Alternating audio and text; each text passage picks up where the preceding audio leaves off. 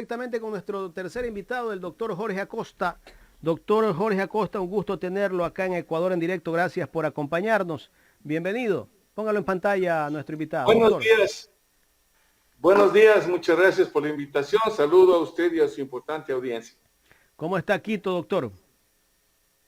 Frío, frío, frío. Estaba la semana anterior haciendo un buen solcito, pero esta semana comenzó a llover como no tiene idea, e inclusive le cuento que acá en el norte cayeron unos granizos del tamaño de una pelota de ping-pong. Eso ocasionó el colapso de una estructura en una cancha de fútbol por el sector del Bicentenario, y murió ahí el árbitro y quedaron 6 personas, 6 jugadores Claro. gravemente heridos, ¿no? Fuerte ha estado, fuerte ha estado. Pero la temperatura política se eleva. Eso sí, ya nos tiene chamuscados, mi querido amigo. Chamuscados. Realmente ya es insoportable este tema, y por eso es que andamos contando los días para que este gobierno cese y que se vaya, que deje de hacer más daño, ¿no es cierto? En mi tierra saben decir, oiga, si no ayuda, no estorbe. Y eso es lo que queremos con este gobierno. Bueno, ustedes plantean la revocatoria de mandato del presidente de la República y esto ha ido ganando de a poco más fuerza, porque acá en Guayaquil también hay un colectivo que también está impulsando la revocatoria de mandato. Entre ellos está el doctor Pedro Granja, el doctor Joselito Argüello, bueno, y algunas personas más que se han sumado. Yo creo que ustedes también van a sumarse a ese grupo, o ellos se suman a ustedes. ¿Cómo están en conversaciones ustedes? Bueno, nuestra iniciativa nació conjuntamente con un conocido guayaquileño. Usted debe conocerlo, es Omar Maluk, ¿no es cierto? Entonces, en algún momento, este tema, yo le mandé un tweet diciéndole que estaba listo para firmar la petición en calidad de abogado, ¿no? Entonces ahí decidimos unirnos los dos y comenzar este tema. Como corta providencia, solicitamos hace un par de semanas que el Consejo Nacional Electoral nos dé la copia certificada, porque eso es lo que se necesita para adjuntar a la petición de formularios. Cada decía, del plan de gobierno del binomio Lazo-Borrero. Nos lo entregó con mucha agilidad, lo tenemos, y dentro de eso, estando ya en esta actividad, nos hemos enterado que hay algún colectivo en la ciudad de Guayaquil, algunas iniciativas individuales en Cuenca, me parece. Inclusive Alberto Acosta está hablando con el doctor Andino y con otras personas para también impulsar el asunto. Y en fin, hemos sondeado, hemos tomado el pulso a la ciudadanía y hallamos que un 86% está de acuerdo con que el mandato del señor Lazo sea revocado por las causas que son de público conocimiento, ¿no es cierto? En cuanto a quién se suma a quién, yo creo que eso carece de importancia, ¿no es cierto? Nosotros nos podemos sumar al grupo de Guayaquil, al grupo de Cuenca, los de Guayaquil a nosotros, no importa. Porque este es un tema no de personas, no es un tema de Jorge Acosta, de Omar Malú, del doctor Granja, de Alberto o del doctor Andino. No, esto es un tema de todos los ciudadanos ecuatorianos, cuya representación nosotros no asumimos, porque no nos han dado ningún poder, ningún mandato para que lideremos a nombre de los ecuatorianos. Estamos preocupados por la situación del Ecuador y por eso hemos actuado a nombre propio, creo que todos. Y esperamos contar con el concurso de la ciudadanía en el momento de firmar en los formularios de estilo y en el momento de votar para que el señor Lazo y su grupo de gentes que están causando tantos estragos en el país se vayan para su casa y vengan personas que sí quieran trabajar por el Ecuador y si es que por mandato legal tiene que reemplazar al señor Lazo alguna otra persona, a sí mismo incompetente, incapaz, indiferente, lo volveremos a votar. Lo volveremos a votar, porque yo creo que ya no podemos tolerar los ecuatorianos a este tipo de gente incompetente que estorba en vez de ayudar. Doctor, si en caso se da el tema de la revocatoria del mandato, quien asume es el vicepresidente de la República. Así es, ¿Ya? Y si así es. si el vicepresidente de la República no cumple en un año, ¿qué pasa? Tiene que irse. Hay que Igual esperar un año más. recogeremos firmas y lo mandaremos, ¿no? Ujú. Lo mandaremos. No, y no se olvide que no necesitamos esperar un año más, porque él ya está en funciones desde el día en que el binomio se posesionó. Es un año después de la posesión y un año antes de la finalización del ejercicio, del periodo presidencial. ¿Y se puede De recoger la modo firma que para los dos al mismo tiempo? no, tiene que ser por cada uno de los funcionarios. Alguien, por ejemplo, decía en el Twitter, vamos a trabajar porque queremos que se vayan todos los asambleístas. No, no es así. Hay que hacer un proceso por cada asambleísta, independientemente de que estos ciudadanos asambleístas tienen una jurisdicción específica, ¿no es cierto?, en sus provincias. Entonces, la iniciativa de removerlos, de recoger firmas para removerlos, es de alguien que esté domiciliado en la jurisdicción donde ese diputado fue electo. Correcto. Y ahí recoge las firmas y ahí ocurre la votación para votarlo a ese ciudadano que no ha cumplido con sus obligaciones. Doctor, bueno, usted ya recibió el plan de gobierno de Guillermo Lazo. Me imagino que ya lo está revisando o ya lo revisó. Dentro de ese plan de gobierno, ¿cuáles son las cosas que él prometió hacer durante los 4 años? Que me imagino que si dentro de los 4 años prometió hacer obras y tantas cosas, pues debe de tener ya el 24 de mayo el 25% de todo su plan. Bueno, más fácil sería preguntar qué no ofreció el señor Lazo. ¿Correcto? Porque en el rubro que usted escoja, tiene usted una promesa, tiene una oferta. Sea constante en el plan de trabajo o sea constante en sus ofertas de campaña electoral, en donde usó y gozó y abusó de la demagogia, ¿no es cierto? Por ejemplo, ofreció hasta dar la vuelta la Virgen del Panecillo. Fíjese usted la ridiculez y la gente le creyó. Pero bueno, en fin, los ecuatorianos somos gente de buena fe. Pero claro, como usted bien anota, él debe tener ya cumplidas sus ofertas, como por ejemplo vivienda, seguridad, trabajo, que es lo más importante, educación. Debería tener ya el 25% ejecutado de todo su plan de trabajo, porque a un lado, en un cuadro que ellos hicieron al final, al lado derecho, se establece cuál va a ser el avance de este plan de trabajo. Y efectivamente, cada año es un 25%. Entonces ya vamos a ver si es que ha creado el 1,000,000 y pico de empleos, ¿no es cierto? O por lo menos la cuarta parte. Nosotros, de lo que hemos visto en el Instituto Ecuatoriano de Seguridad Social, no hay ni 60,000 afiliaciones nuevas. Ni 60,000. ¿Y cómo es que el presidente, perdón que le interrumpa, cómo es que el presidente dice que se han creado, si no me equivoco, 700,000 empleos? 360,000 empleos, dice alguno de sus sayones. 370,000. Pero ellos creo que están tomando en cuenta inclusive la gente que vende cola en funda en las calles. La que le vende los caramelos, los caumales, los chocolatitos, la gente que trabaja limpiándole los vidrios de los vehículos. Eso no es trabajo. Esa es una agonía para poder sobrevivir. Y eso, si es que él dice que eso ha creado, pues esa es la prueba de que el Ecuador está sumido en la miseria.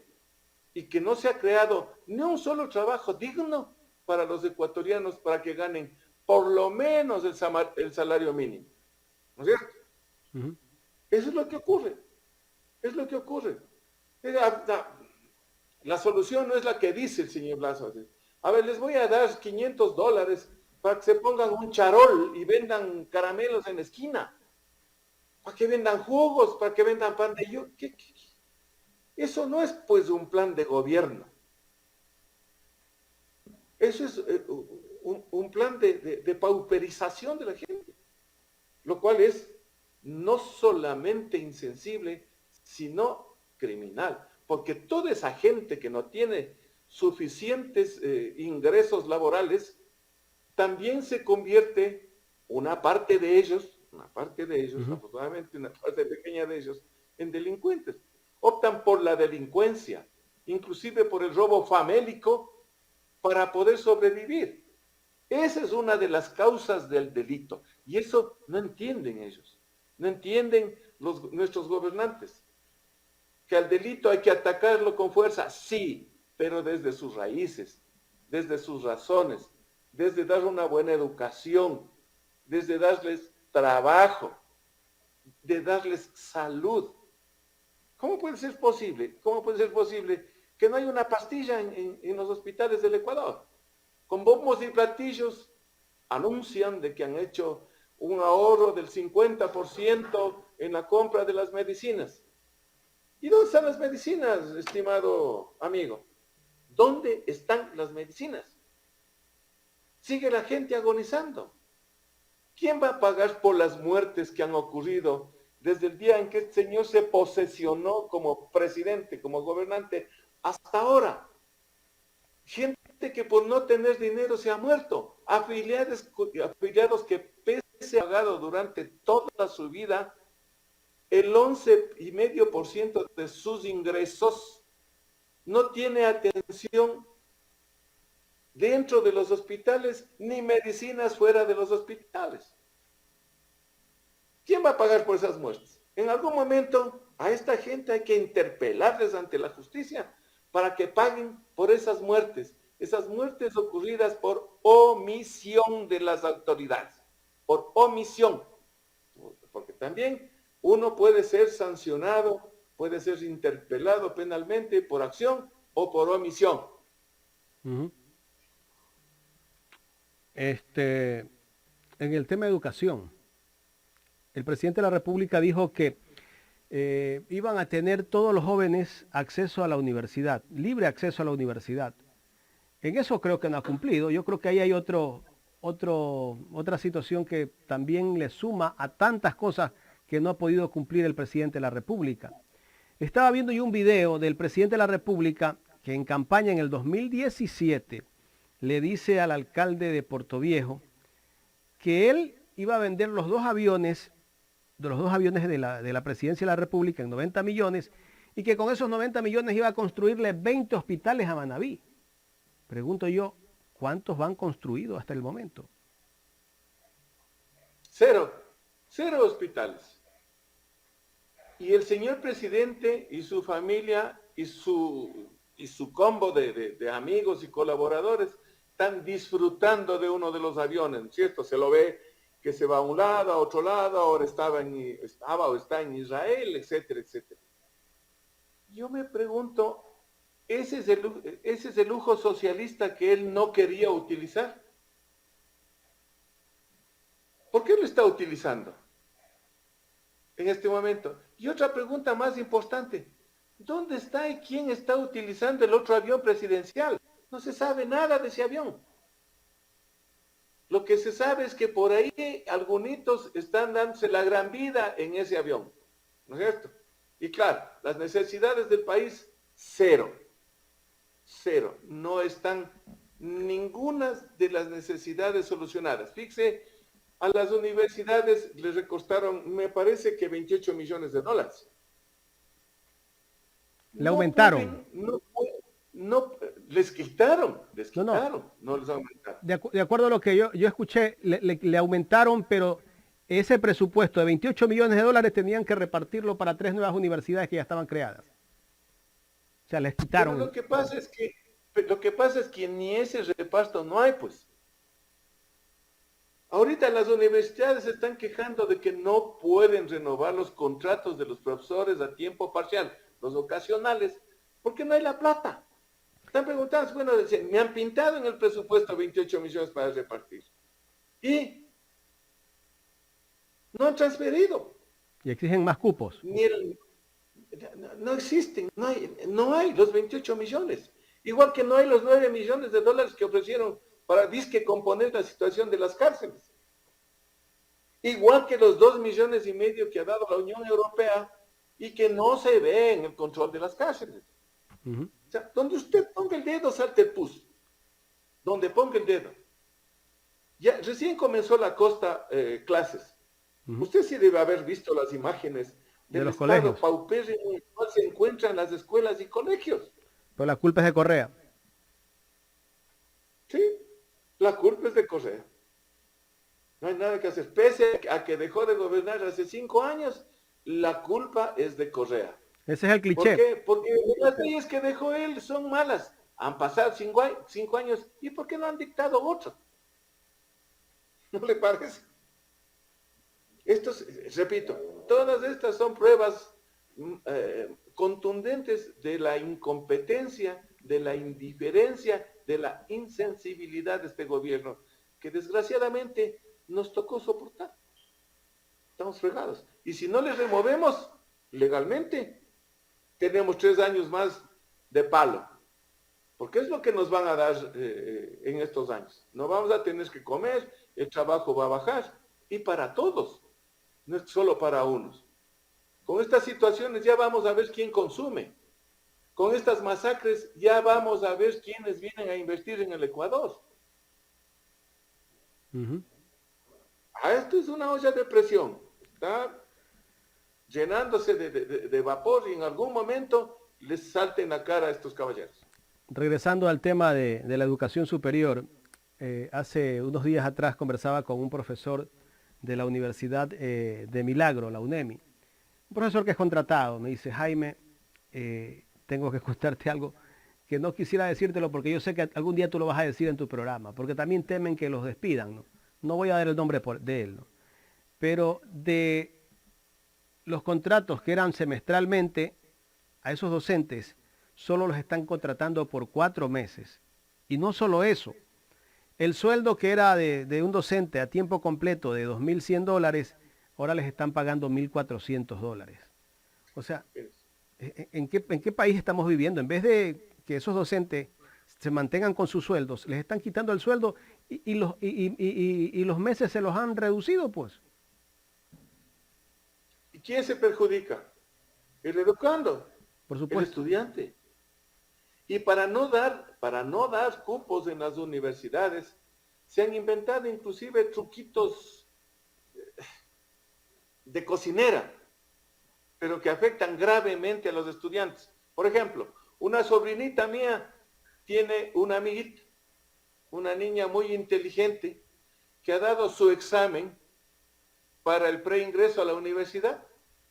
Saca 980 puntos. 980. Sí, uno de los mejores exámenes del país, ¿no es cierto? Claro. Pero no le dan el cupo. ¿Por qué? Porque en el colegio no le ha ido muy bien, que digamos, no ha rendido bien. Y por eso se quedó sin universidad. ¿Qué le parece? ¿Es esto justo? ¿Dónde tiene que ir esa niña en vez de ir a estudiar?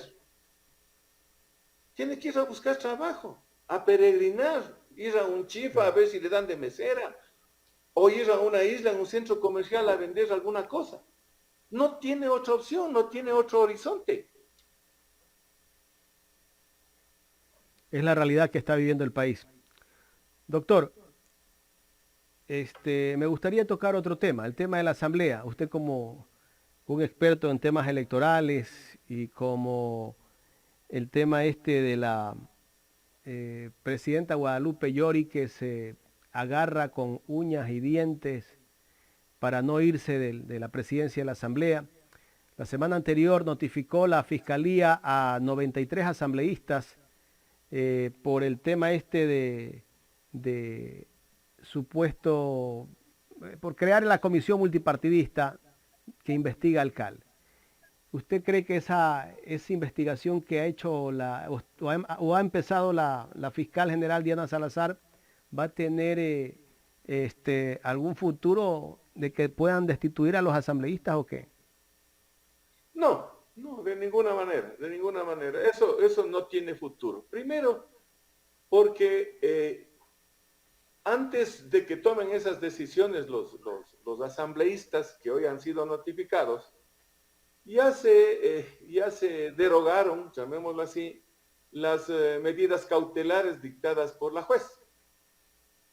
La misma judicatura las echó abajo, dijo esto no tiene razón de ser, avancemos con el trámite. Es decir, no existían al momento de la presentación de la denuncia dichas medidas cautelares, ¿no es cierto? Así que nada se ha desobedecido a la justicia, que por otra parte, al dictar medidas cautelares, está haciendo una grosera intromisión en otro poder del Estado, ¿no es cierto? Entonces, yo creo que la señora fiscal, con la consideración que me merecen todas las autoridades, debió primeramente cerciorarse si efectivamente habían o no habían las medidas cautelares para iniciar la investigación fiscal, o simplemente dictar una resolución, un impulso fiscal, le llaman ellos, en donde disponga el archivo, la no admisión de la denuncia y el archivo del proceso. En cuanto a destituir a los diputados, no. Y eso va a tener un mal futuro por las razones que le estoy indicando. Fueron revocadas las medidas cautelares, de modo que yo creería que esa denuncia en algún momento se ha de calificar como maliciosa y temeraria. Peor aún, si tomamos en cuenta que se está utilizando al procurador de la Asamblea para asuntos personales de la señora Yori, ¿no? Este ciudadano también debe recibir una sanción de carácter legal y una sanción de carácter profesional, porque está, a mi juicio, ejercitando la profesión siendo funcionario público. A él no le paga la señora Yori, sino la Asamblea Nacional. Así que yo no le veo futuro a eso. La fiscal tal vez no está haciendo una especie de intromisión en la labor legislativa, doctor.